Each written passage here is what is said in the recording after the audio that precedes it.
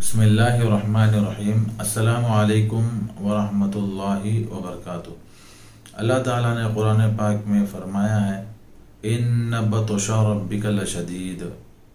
اللہ رب العزت کی گرفت بہت سخت ہے۔ انسان کو چاہیے کہ اللہ رب العزت کی گرفت سے بچے۔ جو شخص اللہ رب العزت کی گرفت میں آ جاتا ہے اس کی دنیا اور آخرت تباہ ہو جاتی ہے۔ جس طرح رسول مقبول صلی اللہ علیہ وسلم نے احکامات بتائے ہیں اس پر عمل کرنے سے ہماری نجات ہو سکتی ہے۔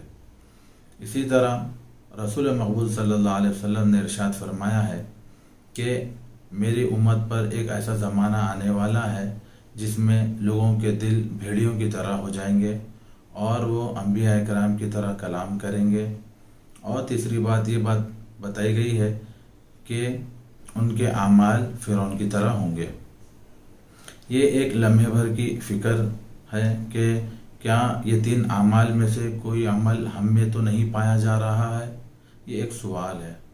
ہر انسان کو چاہیے کہ اللہ رب العزت کے خوف سے ڈرے اور پھر احکامات شریعہ پر عمل کریں اور اپنی زندگیوں میں تبدیلی لائیں اور سنتوں پہ عمل کرنے کی کوشش کریں۔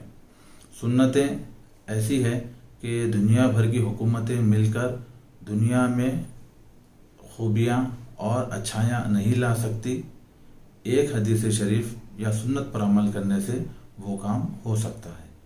اللہ رب العزت سے دعا ہے کہ اللہ تعالیٰ ہماری زندگی میں برکت نازل فرمائے اور اللہ اس کے رسول ہم سے راضی ہو جائے اور اللہ کی سخت پکڑ سے ہماری حفاظت فرمائے۔